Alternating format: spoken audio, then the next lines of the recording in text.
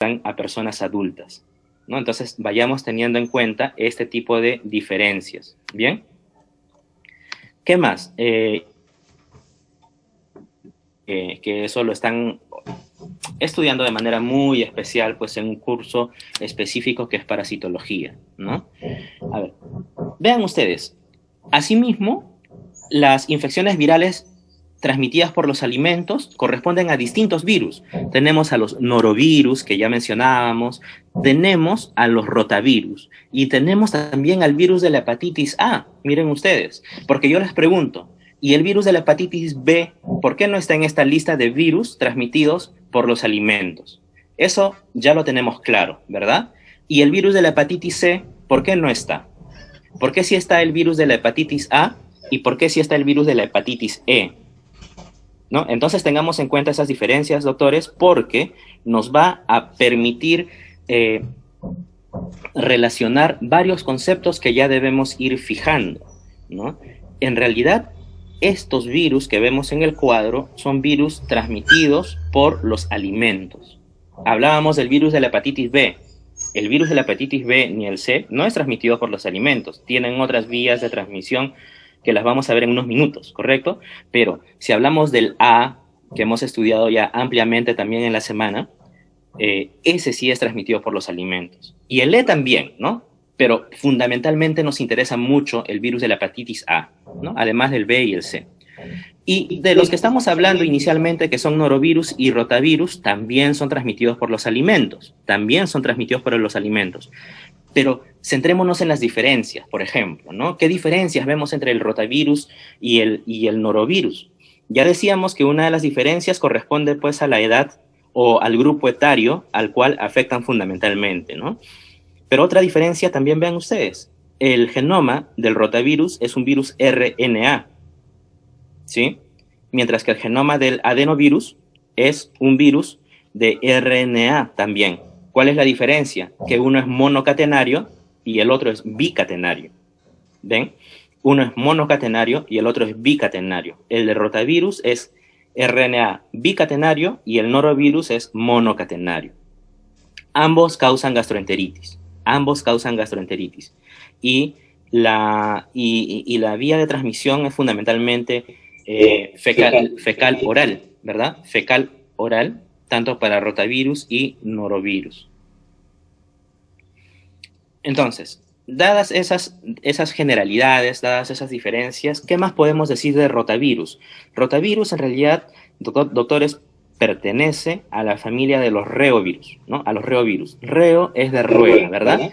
Y es por eso que parece que es una rueda que está girando, una rueda que está girando, ¿no? Género ortorreovirus y hablamos de una rueda que está girando. Ya decíamos que es un RNA de cadena doble, el rotavirus, ¿correcto? Mientras que el norovirus es una enfermedad es un virus de cadena simple, el norovirus, ¿no? Pero ambos causan gastroenteritis. El rotavirus causa gastroenteritis, ¿no? Que se caracteriza pues por la diarrea y tal. Bien, entonces, ¿y qué podemos decir de la estructura? Específicamente, ya sabemos que tienen la forma de una rueda si se observa al microscopio y tal, ¿no? Pero ya sabemos nosotros que todo virus está conformado por material genético por un lado y por una cápside o por una envoltura que protege a ese material genético. En pocas palabras es eso, ¿no? Material genético que puede ser ADN o ARN y una cubierta que lo protege.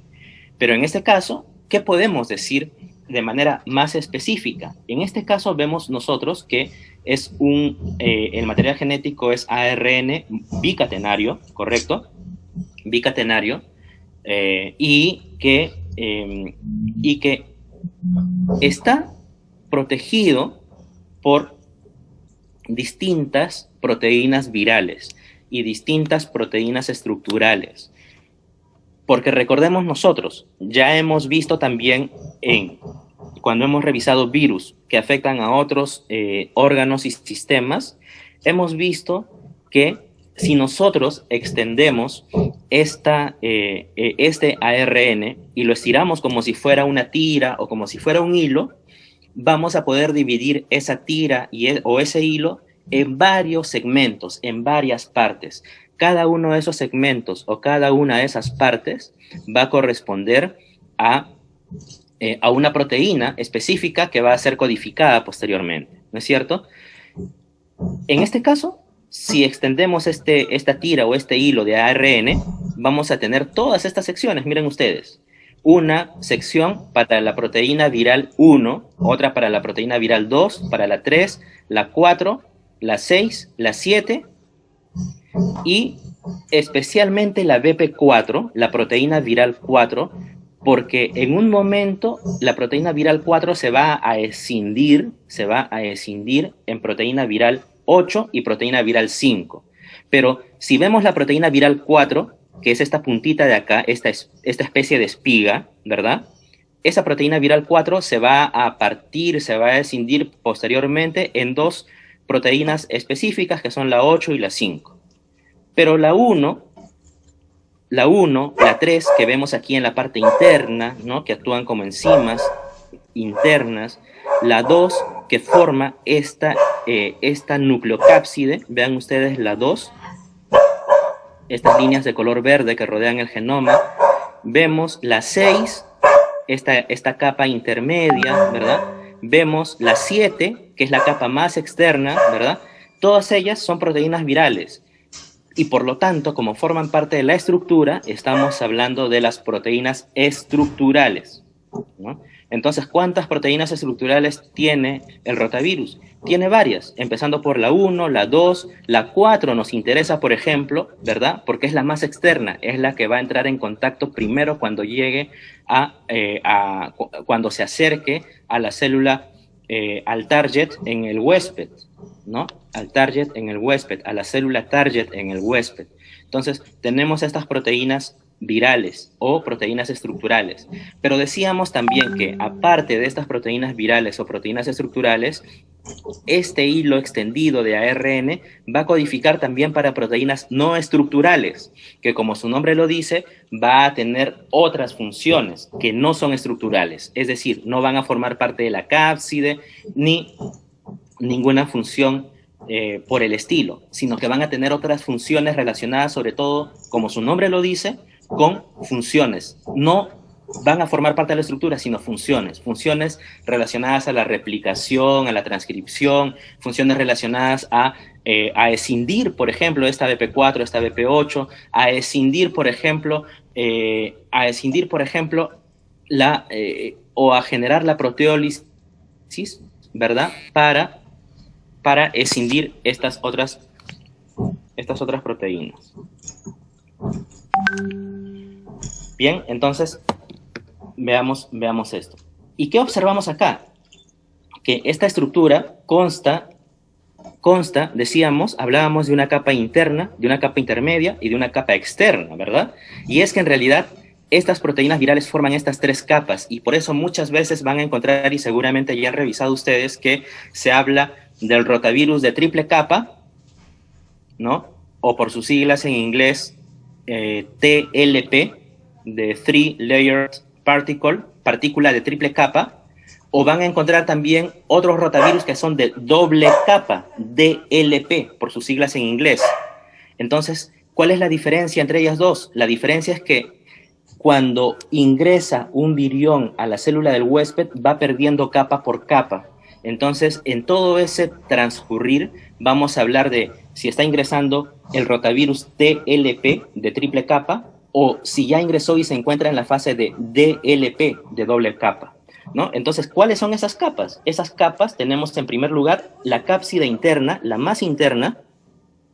Vean ustedes, ¿cuál es? La BP2, ¿verdad? La BP2 forma parte de la capa más interna o de la cápside interna de este rotavirus.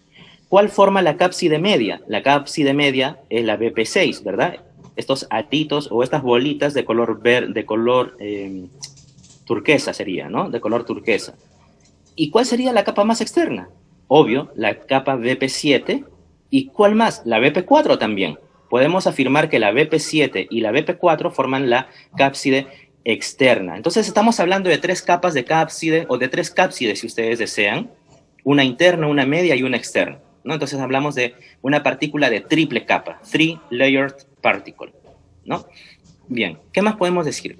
Ya les había sugerido también anteriormente, cuando hablábamos de otros virus, que en esta fuente van a encontrar ustedes información muy relevante y muy visual y muy gráfica respecto a la composición o a la estructura y al genoma también de muchos virus. En este caso vemos al rotavirus, lo que ya decíamos hace unos instantes, ¿no? ¿Cuál es la capa más interna? La BP2. ¿Cuál es la capa intermedia?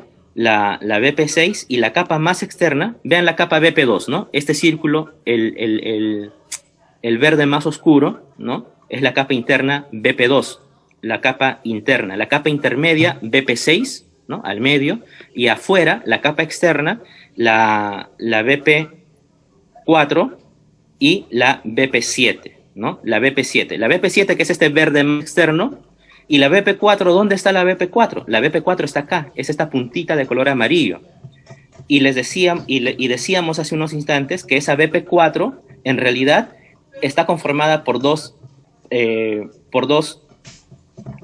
proteínas que forman la BP4, que son la BP8 y la BP5. Y aquí están, la BP8 y la BP5 forman esta amarilla que toma el nombre también de BP4, la proteína viral 4. ¿Bien? ¿Qué más tenemos por acá? Es un virus ARN de doble cadena, ¿verdad? Icosaédrica, tiene 3 capas, ya lo decíamos, y tal, ¿no?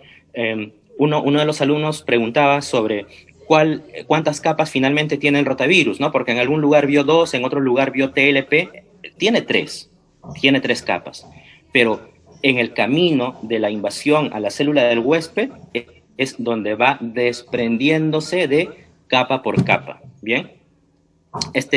Sadik aquí también nos muestra, el autor Sadik nos muestra estas 3 capas, ¿no? Tenemos la capa interna, que es estas figuras rectas, o estas líneas rectas, perdón, que son la BP2, ¿verdad? Ya decíamos, la capa interna BP2, la BP6, los puntitos amarillos, sería la capa intermedia, BP6, y la capa más externa es la BP4, que en realidad forma parte que en realidad está conformada por la BP5, ¿verdad? Y la BP8. ¿Bien? Listo. Y aquí están las tres capas, en realidad, o aquí nos muestra este autor, Rodríguez, las tres formas, cómo podemos apreciar al rotavirus, ¿no? Al rotavirus. Tenemos en primer lugar el famoso rotavirus TLP, ¿no? O de triple capa, en la imagen A, ¿no? Ahí tenemos la triple capa. ¿Cuál es la capa más externa? Obviamente la que contiene estas espigas, ¿no? Estas espigas que son BP5 y BP8, que en realidad si las unificamos forman parte de la BP4, ¿no? Esa es la parte más externa. Estamos hablando de aquí del gráfico D. Pero si le quitamos toda esa parte externa, toda esa estructura roja y amarilla, ¿verdad? La roja, ¿cuál sería? La BP4, ¿verdad? Y las amarillas, ¿cuáles serían? La BP7. La BP4 y la BP7 forman parte de la capa externa, de la cápside externa. Pero si le quitamos toda esa cápside externa, nos vamos a quedar con la cápside intermedia. ¿Cuál decíamos que era la cápside intermedia? Gráfico C. La BP6, ¿verdad? La BP6. Esta es de color azul y morado, ¿no? La BP6. Y si le quitamos la capa intermedia, nos vamos a quedar con la capa más interna, más pequeñita, la BP2. La BP2, ¿no? Entonces, creo que este gráfico, doctores, nos ayuda a entender mejor este concepto de por qué tiene 3 capas, cuáles son esas 3 capas y finalmente cómo es que, vamos a ver en unos instantes, cómo es que va perdiendo cada una de estas capas. La externa primero, la intermedia y tal, ¿no? Bien. Y si juntamos estas 3, si juntamos el gráfico B, el gráfico C y el gráfico D, observamos pues que en el gráfico A, ¿no? Hay un corte que nos permite observar esas 3 capas, ¿no? Esas 3 capas, una tras otra. Bien. Ahora, hablábamos que las proteínas estructurales forman parte de la cápside, obviamente. Forman parte de la cápside, forman parte de la nucleocápside también, ¿verdad? La BP2 especialmente, la BP2 especialmente. Luego tenemos algunas enzimas, como la BP1, la BP3, que también están incrustadas. No sé si las vimos por acá. Son estas pequeñitas de acá, ¿no? La BP1, la BP3. Estas rojitas que están adentro de la capa interna, o perdón, de la cápside interna, ¿no? La BP1 y la BP3, ¿no? Son enzimas, ¿no? Metiltransferasa y la ribonucleasa y tal, ¿no? Pero fundamentalmente la BP2, que es el núcleo o nucleocápside. Tenemos a la BP4 y a la BP7, ya lo decíamos, que son la capa externa, y tenemos a la BP6, que es la capa media, ¿no? Todas ellas forman parte de la estructura, por eso es que a estas proteínas virales también se les conoce como proteínas estructurales. Pero teníamos también a otras proteínas que eran codificadas por todos esos segmentos de la ARN, ¿no? Y como son no estructurales, por sus siglas en inglés, se les denomina NSP, ¿no? De proteínas no estructurales, ¿no? ¿En qué lugar del virión se ubican? En ninguna, porque precisamente no forman parte de la estructura, son no estructurales, pero sí cumplen funciones muy importantes, cumplen funciones muy, muy importantes. ¿No? Y tenemos a la NSP1, que son no estructurales, ¿verdad? A la 2, la 3, hasta la 5. Pero de todas estas, doctores, ¿cuál quisiera que recordemos y cuál es la única que quisiera que recordemos? Es la NSP4. La NSP4 es la única que me interesa de las no estructurales que recordemos, ¿no?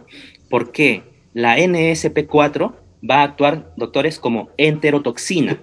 Va a ser la enterotoxina del rotavirus, la enterotoxina viral, que va a causar o que va a desencadenar el cuadro fisiopatológico una vez que se introduce el virus en el enterocito. ¿Estamos? Entonces, tenemos proteínas virales, proteínas virales estructurales que forman parte de la cápside externa, intermedia e interna, y tenemos proteínas no estructurales o funcionales, que también podemos llamarlas así, funcionales, proteínas no estructurales o funcionales, y de todas ellas nos interesa, en este caso, la NSP4, que cumple la función de enterotoxina. ¿Bien? Listo. ¿Cómo se transmite el rotavirus? Ya lo decíamos hace unos instantes, ¿no? Fundamentalmente, a través de los alimentos contaminados, tenemos también, o la ruta de transmisión es fecal-oral, ¿no? Y fundamentalmente en niños. Muchas veces cuando el niño, el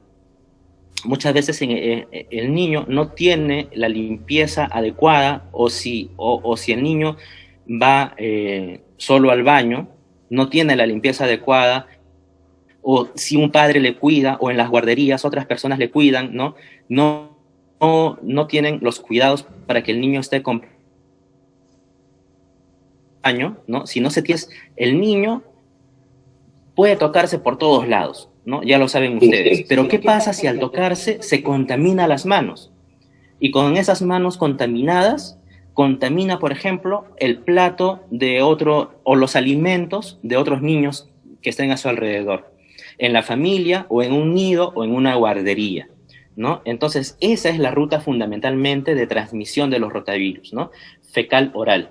Es el modo principal de transmisión, ¿no? También, obviamente, ¿qué pasaría si este niño vive en un campo, ¿no? Vive en los campos y luego con las manos sucias, por ejemplo, toca el agua del riachuelo y más adelante otra persona bebe esa agua, esas aguas están con los viriones del rotavirus y también así se va a contaminar o se va a infectar, perdón, o mediante el agua contaminada, ¿no? Y finalmente pues va a arribar a otros niños. Pero vean ustedes, ¿no? Cómo nos muestra este autor Sadik, que fundamentalmente los hospederos son niños, ¿no? Son niños. Entonces, cuando hablamos de rotavirus, estamos hablando fundamentalmente de niños. ¿Que puede atacar a adultos? Claro que sí, nadie dice que no, pero el gran porcentaje es en niños, como el caso clínico que revisábamos hace unos instantes. Bien. Y luego tenemos, obviamente, el cuadro patogénico o el mecanismo patogénico que tanto nos gusta revisar en la asignatura, ¿no es cierto? ¿Qué podemos decir del mecanismo patogénico, ¿no? Una vez que llega el virión, a la superficie de la célula del huésped. En primer lugar, va a haber un reconocimiento, ¿no? Evidentemente, ¿no? Y una vez que hay un reconocimiento, va a haber una adhesión y luego va a haber una posterior internalización, ¿no? Tres capas, ¿no? Las tres capas, vemos esas puntitas rojas. Esas puntitas rojas, ¿qué proteínas serían? ¿Recuerdan? Sería la BP4, ¿verdad? Que se divide en 5 y en 8, en BP5 y en BP8, ¿correcto? Muy bien, doctor. Entonces, tenemos que se va a internalizar, ¿no? Se va a internalizar, se va a formar el endosoma, se va a formar el endosoma, pero vean ustedes, va a llegar un momento en que va a perder la capa, ¿no? Uncoating, va a perder esta capa, pero ¿va a perder todas las capas? No, va a perder la capa externa, ¿no? La capa externa que está formada, recuerden ustedes, por esta puntita roja que es la BP4 y por este anillo, que si lo vemos un poco más grande, seguramente será amarillo, como nos mostraban arriba, que corresponde a ¿qué? A la BP7, ¿no? Entonces pierde la cápside externa, ¿no? Y nos quedamos con la cápside intermedia y la cápside interna. Y miren ustedes precisamente cómo se nos muestra acá. En esta partícula que ya tiene dos capas nada más, se denomina DLP, ¿no? Por sus siglas en inglés, ¿no? Por sus siglas en inglés.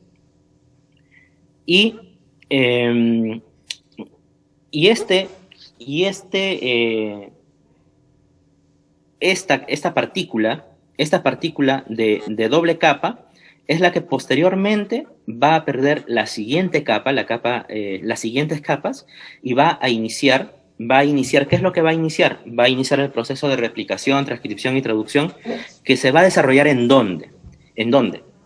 Sin ver el gráfico, ya deberíamos saber que si se trata de un virus ARN, la transcripción, la traducción, ¿en dónde se va a realizar? Se va a realizar en el citoplasma, ¿verdad? Se va a realizar en el citoplasma, todo ese proceso, ¿no? Porque si fuera un virus ADN, ¿en dónde se realizaría todo este proceso? En el núcleo. Recuerden ustedes, en el núcleo, adentro del núcleo de la célula del huésped, ¿ok?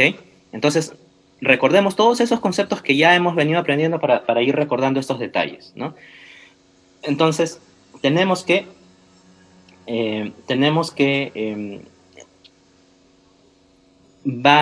una vez que se inicia, una vez que obtenemos las nuevas copias del genoma, las nuevas copias ARN del genoma, en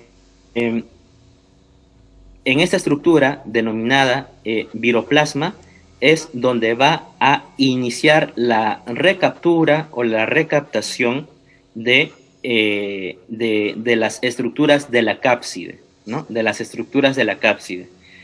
Va a iniciar la recaptación, ¿no? Entonces se va formando las nuevas cápsides de los nuevos viriones formados, ¿no? Y vamos a tener la cápside interna en primer lugar, vamos a tener luego la capa intermedia, la cápside intermedia, los BP6, ¿ven? Que se van adhiriendo a la cápside interna.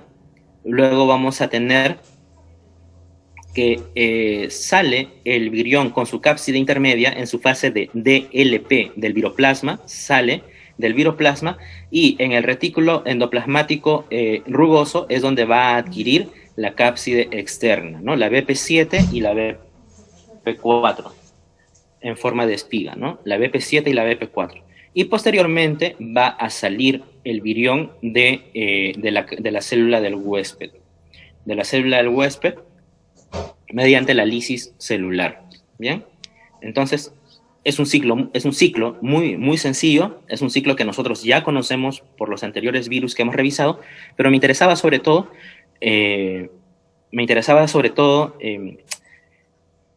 recordemos, ¿no? Cómo es que en todo este proceso es que va perdiendo capa por capa y luego también capa por capa se va iniciando el ensamblaje hasta obtener los nuevos viriones que van a infectar a las otras células, ¿no? Entonces, estamos hablando que este virus, una vez que ingresa al enterocito, va a causar diarreas, ¿no? Va a causar cuadros diarreicos. ¿Qué más tenía la paciente? Tenía vómitos, ¿verdad? Tenía fiebres y tal, ¿no? Y hablábamos también de una toxina específica. ¿Recuerdan ustedes cuál era la toxina? Hablábamos de la toxina, de la enterotoxina, correspondiente a qué proteína no estructural, la NSP4. ¿correcto? La NSP4. Entonces son claves que ya debemos tenerlas fijas, ¿bien? ¿Y qué va a suceder con esta proteína? Porque es importante. Y precisamente, miren ustedes, esta es una revisión de Crawford del año 2017 que yo les invito a revisar porque nos habla mucho y de manera muy específica, sí, pero también muy comprensible sobre, no solamente sobre los aspectos estructurales y de rotavirus, sino también sobre la fisiopatología una vez que rotavirus llega a nivel del intestino delgado, ¿no? ¿Y por qué es que causa diarrea? ¿Y por qué es que causa los vómitos? ¿Por qué es que causa diarrea y por qué es que causa los vómitos? Ya sabemos que aquí el factor estrella es la enterotoxina, ¿verdad? La NSP4. Y la NSP4 la vemos aquí. La vemos aquí. Vean ustedes, ¿no? Aquí tenemos al intestino y tenemos al virión que va a adherirse, ¿no? Y esta toxina NSP4 es una toxina que va a ser secretada en las células infectadas con rotavirus. Va a ser secretada en las células infectadas con rotavirus y esta toxina va a tener la capacidad de migrar a otras células adyacentes y también a otras células adyacentes como las células enterocromafines, que las vemos en este gráfico de color verde, ¿no? Y aquí más grande, ¿no? De color verde. Entonces, este NSP4, que va a ser producido por el virión, por rotavirus, va a tener la capacidad de causar toxicidad en las células en donde es excretada, pero también va a tener la capacidad de causar toxicidad en las células enterocromafines, ¿no? Es secretada por las células infectadas y va a enviar señales también a través de la fosfolipasa C para aumentar, ¿qué cosa? Los niveles de calcio, los niveles intracelulares de calcio, los niveles de calcio citoplasmático, activándose así los canales de cloruro dependientes de calcio. Se van a activar los canales de cloruro dependientes de calcio. ¿Por qué? Porque va a haber un aumento de calcio intracelular o de calcio citoplasmático. Pero, ¿cuál es el efecto de esto? La activación de estos canales de cloruro va a provocar una secreción excesiva de iones de cloruro. ¿En dónde? En la luz intestinal. Va a causar una secreción excesiva de iones cloruro en la luz intestinal, creando obviamente un gradiente osmótico que va a facilitar el transporte de agua hacia esa luz intestinal, ¿no? ¿Y qué quiere decir eso? Un aumento de transporte de agua hacia la luz intestinal. En otras palabras, el cuadro diarreico. ¿Pero por qué? Porque hubo una toxina excretada por el virión que causó toxicidad en las células enterocromafines, en donde se aumenta el canal de calcio, y el aumento del canal de calcio va a provocar la activación de los canales de los iones cloruro, va a provocar la activación de los canales cloruro, dependientes de calcio, obviamente, y esta activación de los canales de cloruro va a derivar en una secreción aumentada de iones cloruro en la luz intestinal. Y de esa manera vamos a tener un gradiente osmótico que va a causar el ambiente propicio, el ambiente perfecto, que va a facilitar el transporte de agua hacia la luz intestinal. En otras palabras, estamos hablando del cuadro diarreico. Pero ¿qué más nos muestra este cuadro que es muy interesante, ¿no? Y yo les invito, como les decía, a revisar esta revisión, valga la redundancia, de Crawford.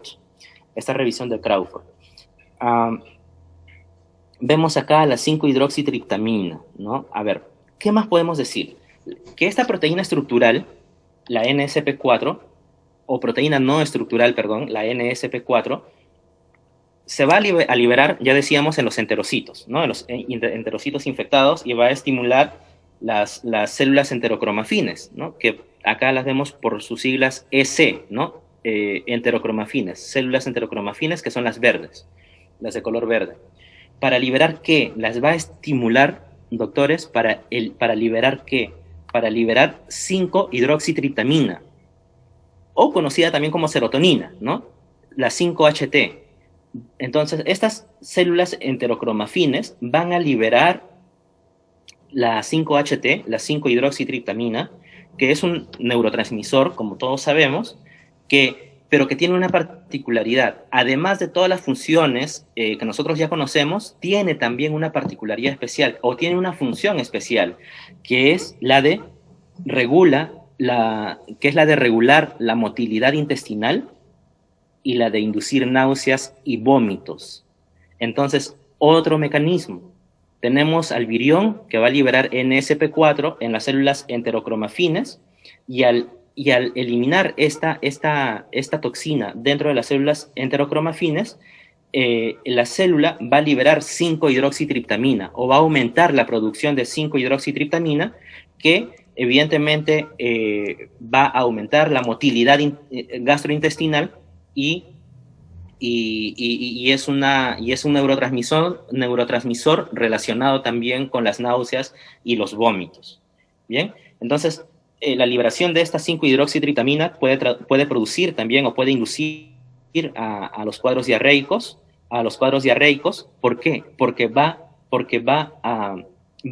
o tiene la capacidad, la 5-hidroxitriptamina, de activar los receptores 5-HT en los nervios que componen el plexo mientérico. Entonces, este 5-HT va a activar los receptores 5-HT en los nervios del plexo mientérico. Y la activación de estos nervios del plexo mientérico van a aumentar la motilidad intestinal y va a activar los nervios que componen el plexo mucoso, el plexo submucoso, y esto va a producir la liberación de este VIP, que son las siglas de péptido intestinal vasoactivo, ¿no? Entonces va a haber la liberación de este péptido intestinal vasoactivo, ¿no? De las terminaciones nerviosas adyacentes a las células de las criptas, ¿no? Entonces esto va a conducir a diarrea al aumentar los niveles de AMP celular, de AMPC, de AMP celular, lo que resulta obviamente en la secreción de más cloruro de sodio y agua en la luz intestinal, ¿no? Entonces es el cuadro fisiopatológico, o el mecanismo fisiopatológico de la producción de la diarrea y la producción de los vómitos también, ¿no? Tenemos por un lado la importancia del NSP4 cuando llega a las células enterocromafines, el aumento de calcio, pero también tenemos que las NSP4, cuando llegan a las células enterocromafines, promueven la liberación de más 5-hidroxitriptamina, ¿no? Y en ambos casos tenemos el aumento, evidentemente, de iones cloruro, con la consecuente aumento de cantidad de agua hacia la luz intestinal. ¿Bien? Entonces, me parecía importante poder aclarar eso. Era una de las preguntas también de sus compañeros, cómo era el mecanismo de producción de las diarreas por rotavirus, ¿no? Y aquí también tenemos, ¿no? un cuadro muy similar que nos indica más o menos las ideas que ya hemos mencionado, ¿no? La importancia de la NSP4 o de la enterotoxina del rotavirus, ¿no? Tenemos que el virión va a ingresar, se forman los viroplasmas, ¿verdad? En donde va a tener lugar la replicación y tal, la pérdida de la triple capa, la doble capa, etcétera, ¿no? Y se va a liberar la NSP4, que va a infectar a las células adyacentes, ¿no? Tiene la capacidad de afectar a otras células que no están infectadas, y eso va a provocar, obviamente, la movilización del calcio intracelular por una vía dependiente, ¿no? De esta fosfolipasa C, y todo este proceso va a permitir que se active la secreción aumentada de cloruro. De cloruro.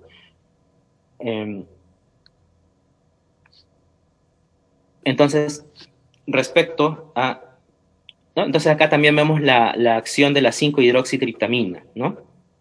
Que va a estar relacionada con la activación de los nervios, de los nervios que regulan las náuseas y los vómitos presentes en los cuadros por rotavirus. ¿Bien? Bueno, respecto a los aspectos clínicos, solamente quería mencionar que obviamente, o aclarar que obviamente el cuadro principal es el de la gastroenteritis, ¿no? Que se presenta, ya decíamos, ¿no? Esta triada, ¿no? De diarrea, vómitos y fiebre. Y obviamente la deshidratación, ¿no? A causa de la diarrea, y de la pérdida de electrolitos, ¿no? Pero eso es lo que se ve, como nos muestra este autor Gómez Rial. Esa es la punta del iceberg en realidad. Esa es la punta del iceberg, porque, bueno, son los cuadros clínicos más frecuentes y más evidentes, ¿no? Por rotavirus. Pero también es cierto que los rotavirus tienen la capacidad de diseminarse sistémicamente para producir otras manifestaciones, las que vemos abajo, ¿no? Como convulsiones en el sistema nervioso central, ¿no? También puede desarrollarse algunas patologías autoinmunes, ¿verdad?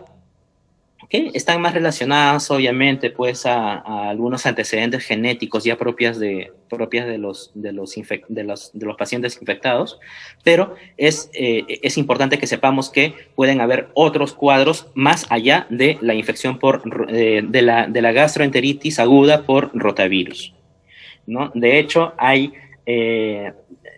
últimamente se está hablando mucho, ¿no? De la atresia biliar, ¿no? Y solamente quería colocarles esta publicación o este abstract de Averbuch, ¿no? Que nos habla precisamente de esa atresia biliar, ¿no? Y solamente es un comentario, pero me ayuda a reforzar la idea de que no solamente rotavirus es gastroenteritis, ¿no?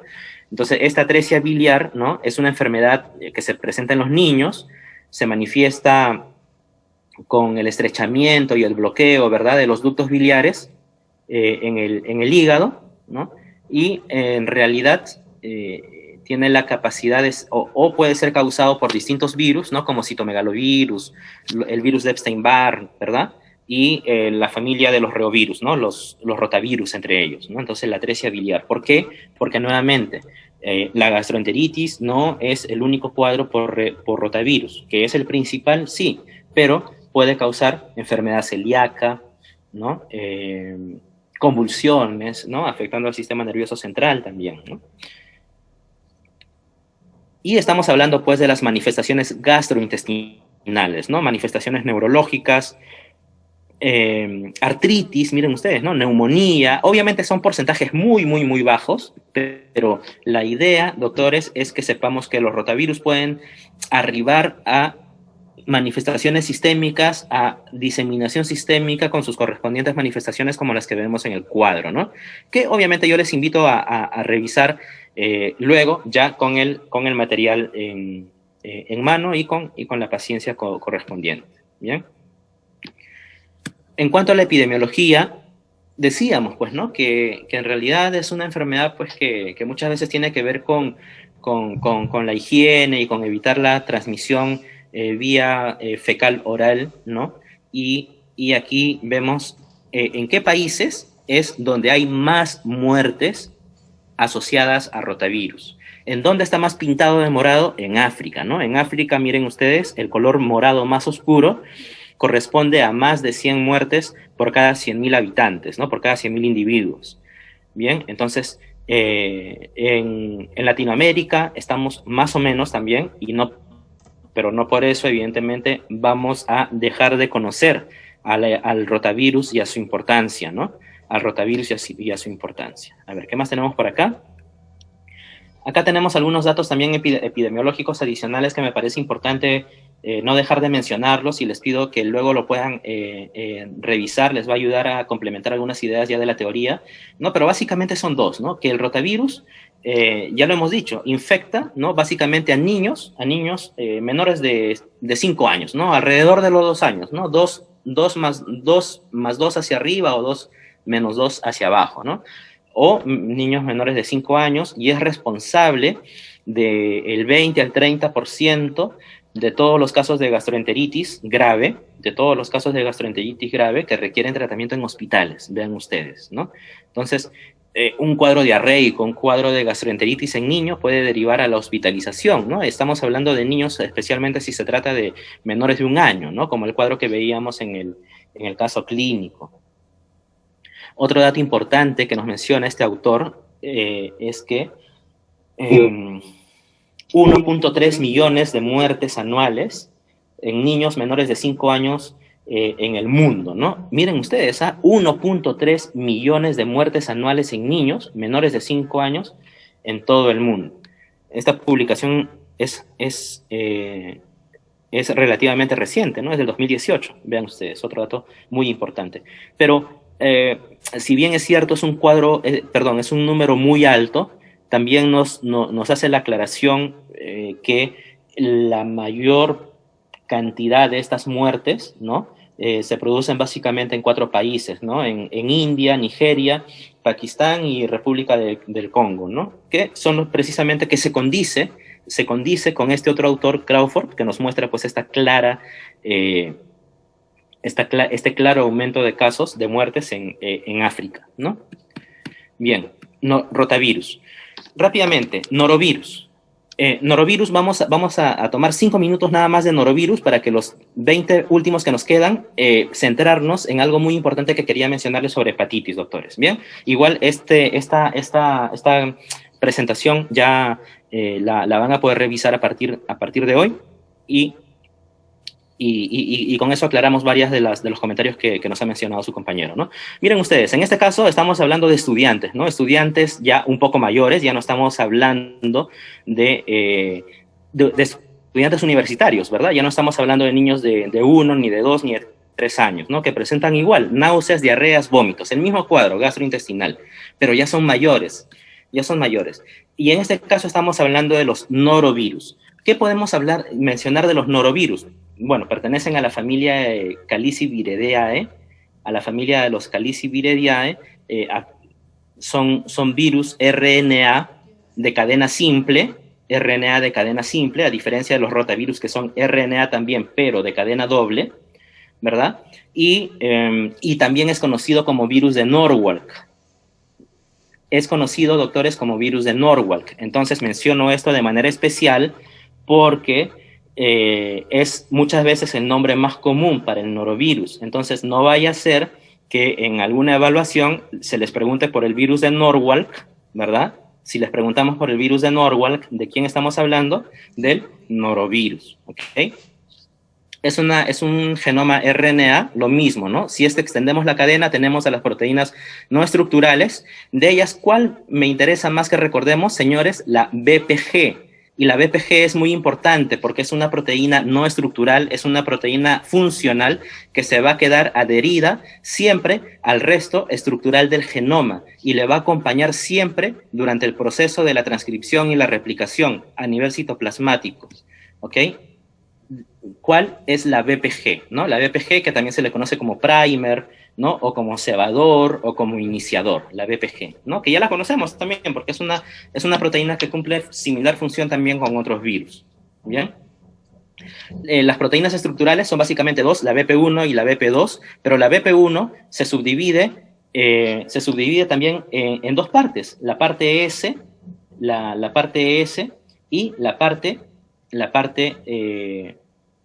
P, ¿no? S porque S de short, ¿no? Y P de protuberancia. ¿Y por qué protuberancia? Porque esta P también va a tener dos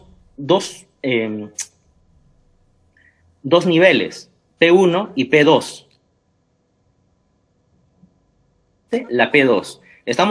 Pero aquí lo vemos mucho mejor. Vean ustedes. La BP1, ¿no? La BP1 vamos a tener que se divide, decíamos, vean ustedes aquí. Se divide en S y se divide en P. Pero la P, a su vez, se subdivide en P1 y P2. Y aquí está. Tenemos la BP1. ¿Cuál sería la fracción S? La base. La fracción S es la base, este piso, ¿no? Y decíamos de la P1 y la P2, ¿verdad?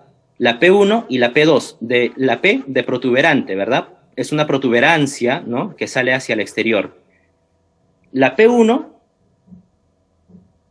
o la P2 está rodeada por dos P1s. ¿Cuáles son esas? Vean ustedes. Esta P2, que es la más protuberante de todas, es la punta más externa, está rodeada por dos P1s. Entonces, sí se entiende, ¿verdad? Tenemos a la parte S en la base, tenemos a un P1 y a otro P1, y al medio de ellos, más protuberante todavía, a la fracción P2 de la BP1.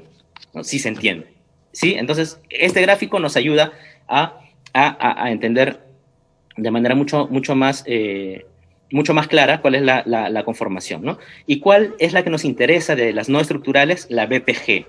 La BPG que la vemos aquí. ¿Y por qué es importante la BPG? La BPG es importante porque es el cebador o el primer que va a acompañar a todo el genoma durante la transcripción, la replicación y tal, ¿no? Dentro del citoplasma, ¿no? Estamos hablando de un virus ARN. ¿Qué más es importante que recordemos acá? Es importante que sepamos que la transmisión también puede darse en adultos y fundamentalmente en adultos. Y cuando hablamos de los norovirus, doctores, estamos hablando de productos lácteos, pero también estamos hablando de manera muy especial de estas conchas o de estas conchas de abanico o de estos crustáceos, de estos moluscos. ¿Ok? ¿Por qué? Porque ellos también son altos transmisores de norovirus en adultos. Y muchas veces también se le conoce a esta enfermedad como la enfermedad de los cruceros. ¿Por qué? Se le conoce como la enfermedad de los cruceros porque, evidentemente, muchas veces se puede servir pues algún platillo marino con este tipo de alimentos. Entonces, estos alimentos son los que transmiten de manera muy frecuente a el norovirus, ¿no? Como nos muestra este cuadro que les pido que lo puedan revisar también en detalle, nos dan algunos factores de riesgo para adquirir norovirus, ¿no? El hecho de comprar estos moluscos bivalvos, ¿no? De doble capa o de doble valva, ¿no? Moluscos bivalvos contaminados, ¿verdad? El hecho de comer moluscos bivalvos crudos o no cocinados. ¿Ok? Entonces es algo que debemos recordar. Está muy relacionado con los hongos bivalvos. Ahora, acá quisiera mencionar algo muy importante también, porque los norovirus en realidad se dividen hasta en 7 genogrupos. Hay muchos genogrupos. Y cada uno de estos genogrupos de norovirus, cada uno de ellos, cada una de estas cepas que se agrupan del 1 al 7, no necesariamente afectan a humanos. ¿Cuáles son las cepas humanas? Las cepas humanas son las que se agrupan en el genogrupo 1, el genogrupo 2 aquí y el genogrupo 7. El genogrupo 7. Perdón, el genogrupo 4. Nuevamente, el genogrupo 1 que está aquí al lado derecho de la pantalla, ¿no? Es un genogrupo humano. El genogrupo 2 que está por el otro lado, al lado izquierdo, el genogrupo 2, y el genogrupo 4 que está aquí abajo, ¿no? Genogrupo 4. Pero, ¿cuál de ellos nos interesa más? ¿Cuál de ellos nos interesa más? El que más nos interesa, doctores, es el genogrupo 2.4. ¿Por qué?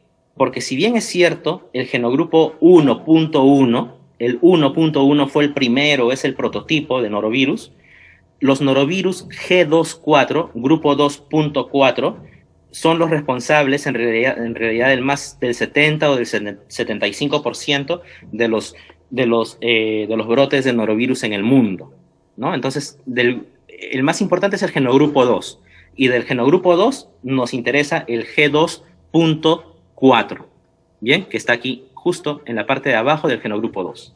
¿Listo? Bien, norovirus. Finalmente, acá, doctores, yo les he incluido para que puedan leer las diferencias clínicas de la hepatitis A y de la hepatitis B y de la hepatitis C. Les he incluido estos 3 casos clínicos. Yo les invito de manera muy especial a que puedan revisar estos 3 casos clínicos. Este nos habla del virus de la hepatitis A, este nos habla del virus de la hepatitis B, y este nos habla del virus de la hepatitis C, ¿no? Entonces, en estos 3 casos clínicos, yo les invito de manera muy especial a leer estos 3 casos clínicos porque nos va a ayudar a aclarar estos conceptos. Pero en pocas palabras, en muy pocas palabras, si hablamos del virus de la hepatitis A, ¿qué creen ustedes? ¿Creen que la transmisión, por qué vía creen que fue? Aquí ya nos habla, ¿no? De que aquí nos habla ya de que la paciente consumió algunos alimentos que le produjeron náuseas, ¿no?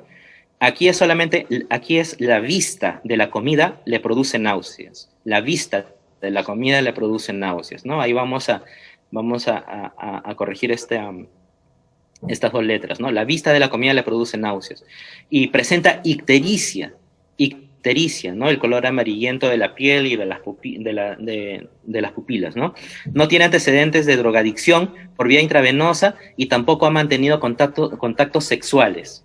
Con esto ya podríamos descartar hepatitis B y hepatitis C, ¿no creen? Y podemos enfocarnos en la hepatitis A, porque la hepatitis A es la que se transmite a través de las vías alimenticias, ¿no?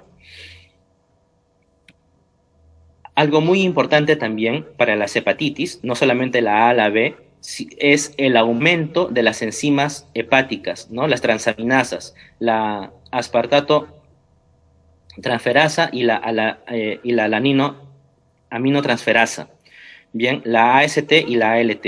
Entonces, este aumento ya nos indica la posible afectación hepática y, evidentemente, si tenemos un cuadro ictérico, y en este, que es el segundo caso, nos dice pues que hubo un uso frecuente de agujas, ¿no? Porque esta persona reportaba haber consumido drogas por vía intravenosa. Entonces ya podemos enfocarnos de que no necesariamente se pueda tratar de un cuadro de hepatitis A, sino ya podemos hablar de un cuadro de hepatitis B, ¿no? De un cuadro de hepatitis B. Y lo mismo con el cuadro de la hepatitis C, ¿no? Elevación de las transaminasas, ¿verdad? Y historial de transfusiones de sangre.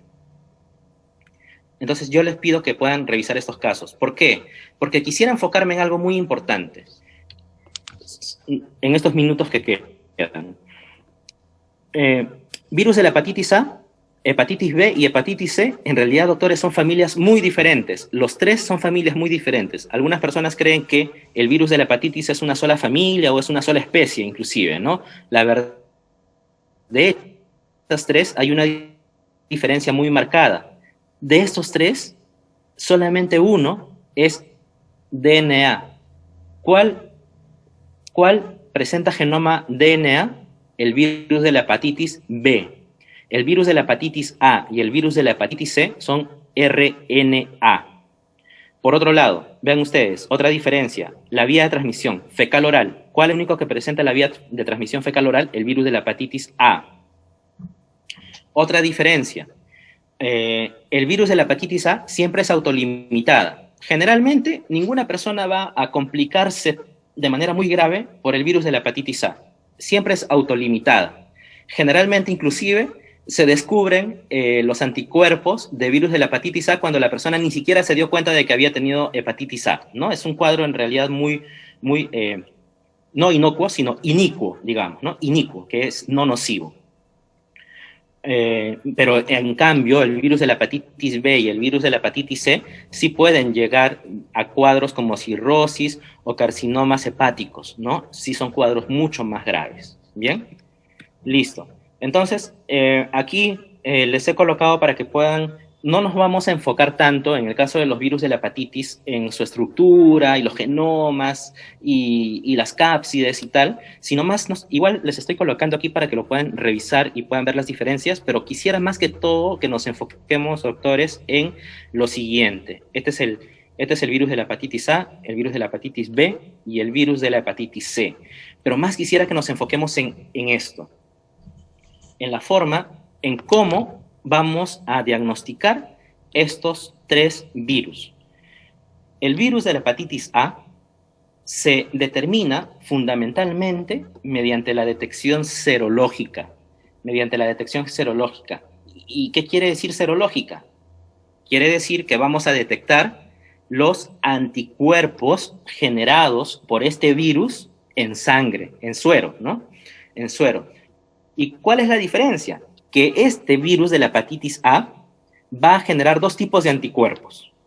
En primer lugar, siempre se va a generar el anticuerpo o la inmunoglobulina M, la IgM.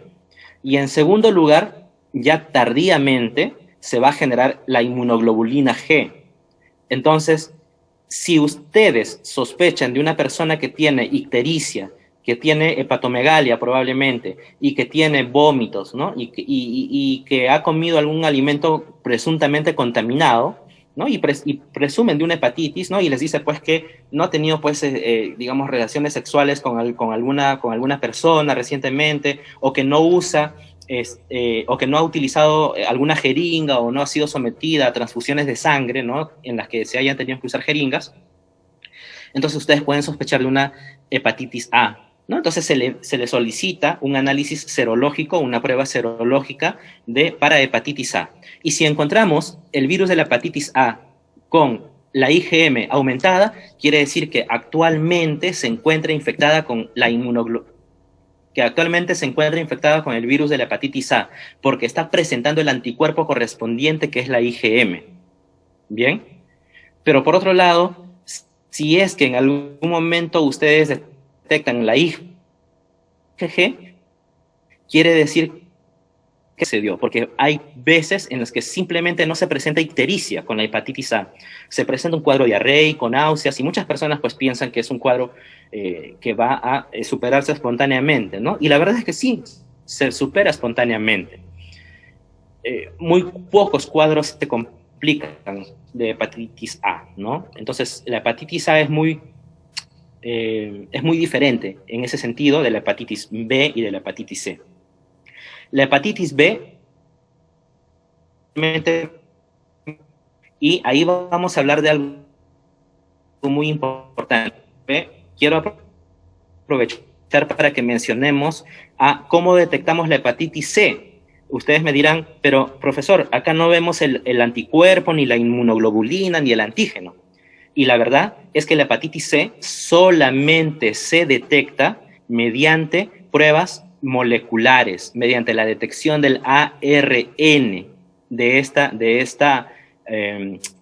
este virus. ¿Por qué? Porque cuando una persona se infecta con hepatitis C, si nosotros queremos encontrar los anticuerpos contra la hepatitis C, estos anticuerpos, doctores, aparecen muchísimos meses y probablemente años después de que la persona se infectó.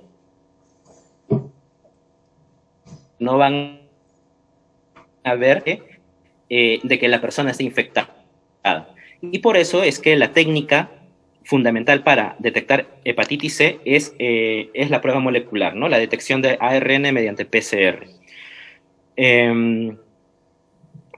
Que obviamente es una prueba muy confiable, ¿no? Si detecta el ARN de la hepatitis C, es obvio que es hepatitis C. Y ustedes me dirán, ¿y por qué no le hacemos lo mismo a la hepatitis B y a la hepatitis A? Obviamente, pues no es lo mismo hacer una prueba molecular que una prueba serológica, ¿no? Y hasta de eso escuchamos mucho en los días actuales, ¿no? Si se tiene a mano una prueba serológica para hepatitis A, está bien, ¿no? Está bien. Para hepatitis B también está bien. Pero muchas veces, obviamente, ¿no? Imagínense ustedes van a hacer un serums en una posta o en una provincia, no va a haber una prueba molecular a la mano para detectar hepatitis A o hepatitis B, que van a ver seguramente muy frecuentemente, ¿no? Bien. Hepatitis A, ya decíamos, primero siempre va a aparecer la inmunoglobulina M y posteriormente puede aparecer la inmunoglobulina G, que nos va a indicar que la persona en algún momento tuvo la enfermedad, ¿no? ¿Que se puede detectar ARN? Claro que sí, mediante pruebas moleculares, claro que sí, y se puede encontrar en las heces o se puede encontrar en la sangre también inclusive, ¿no? Pero si tenemos una prueba serológica que detecta inmunoglobulina M, con eso ya es confirmado que es hepatitis A, ¿no? Y más, sobre todo, si es que estamos hablando de ictericia, ¿no? O de cuadros que tengan que ver con, con, con, con daño hepático. Transaminasas elevadas, por ejemplo, ¿no? Este cuadro les pido que lo puedan revisar porque podemos hacer juegos con estas inmunoglobulinas, ¿no? Con estos anticuerpos. Si tenemos IgM e IgG elevados, estamos hablando de una infección reciente porque tenemos IgM y también hablamos de exposición previa porque tenemos IgG. Pero ¿qué pasa si tenemos IgM negativa e IgG positiva? Estamos hablando que en este momento el paciente no presenta hepatitis porque tiene IgM negativa, pero sí tiene IgG positiva. Quiere decir que en algún momento de su vida, porque esta IgG va a estar presente de por vida, la IgG va a estar presente de por vida, en algún momento de su vida tuvo hepatitis A. Bien, y finalmente quisiera terminar, doctores, con este cuadro, que probablemente es uno de los más importantes y tomemos estos 5 últimos minutos para mencionar algo muy importante. La hepatitis B va a poder presentarse siempre, doctores, si es que estamos infectados con hepatitis B, si estamos actualmente infectados y buscamos el ADN del virus, obviamente se va a encontrar, ¿verdad? Si lo encontramos, vamos a encontrar el ADN y con eso está confirmado. Eso es una prueba molecular que nos indica que estamos infectados con hepatitis B. Pero en suero también podemos encontrar algo más. Podemos encontrar de la estructura de la hepatitis, del virión, podemos encontrar distintos antígenos. La cápside va a representar, la cápside o superficie va a representar un antígeno que puede ser detectado mediante pruebas serológicas. Ese antígeno, doctores, se denomina antígeno de superficie, por eso tiene esta E, antígeno de superficie de la hepatitis B.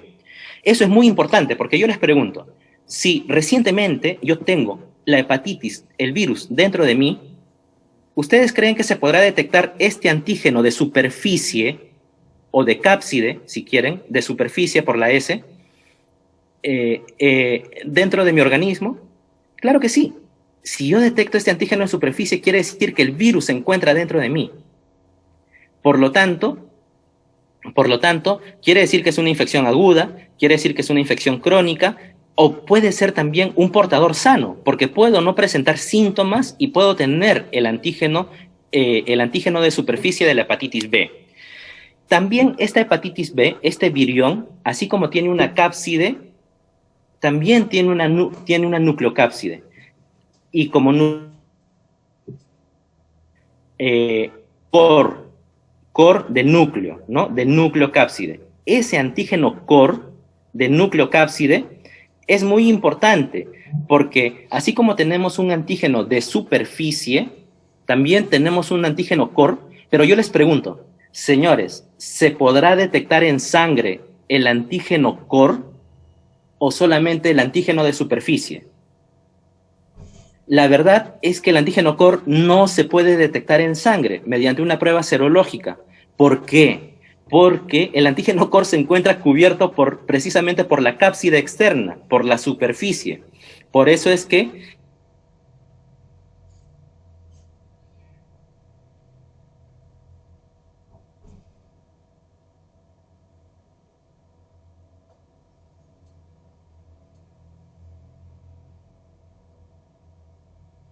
y hay otro antígeno que sí se detecta, es el antígeno E. Y aquí nos preguntaban algunos alumnos, no más de un alumno, el antígeno E.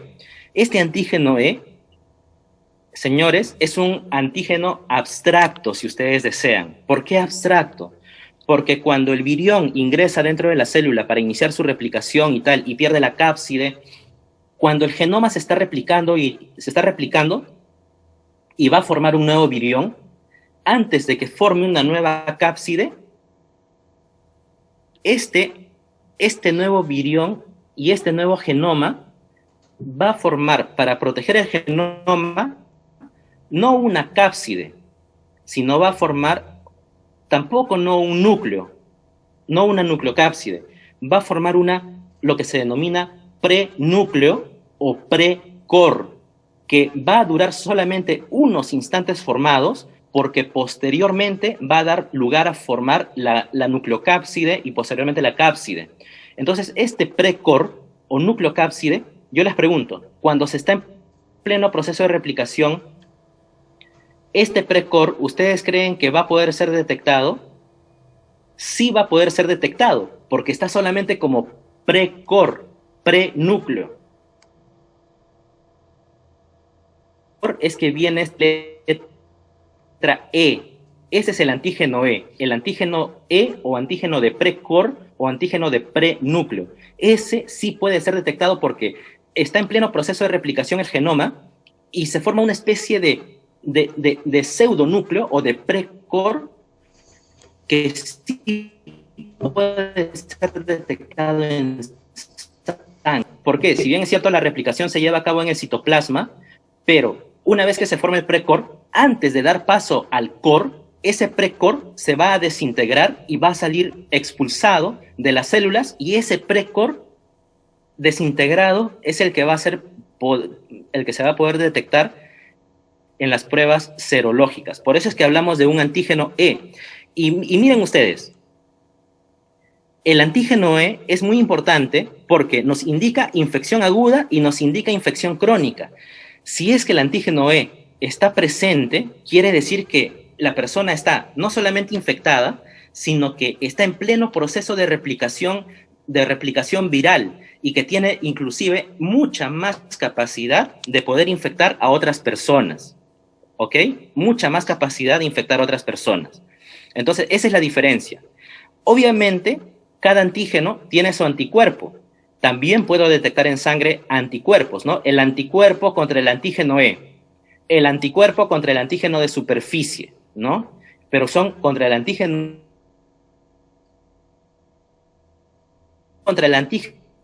core. Claro que sí, puedo detectar el anticuerpo contra el antígeno core. Sin embargo, ojo, no puedo detectar el antígeno core. ¿Por qué? Porque el antígeno core obviamente está cubierto por toda la demás cápside.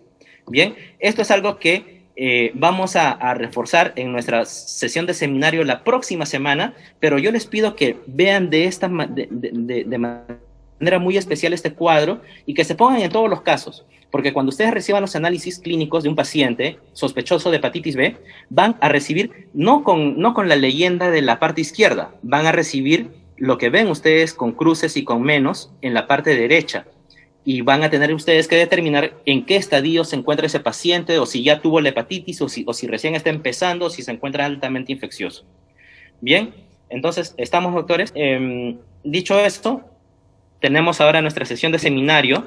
Yo les agradezco por la atención. Voy a pasar el forms, y minutos más podemos encontrarnos ya en nuestra sesión de seminario. Permítanme compartirles en un minuto el link de forms para permítanme compartirles el link de forms para ir con ustedes a la sesión de seminario. Permítanme un instante.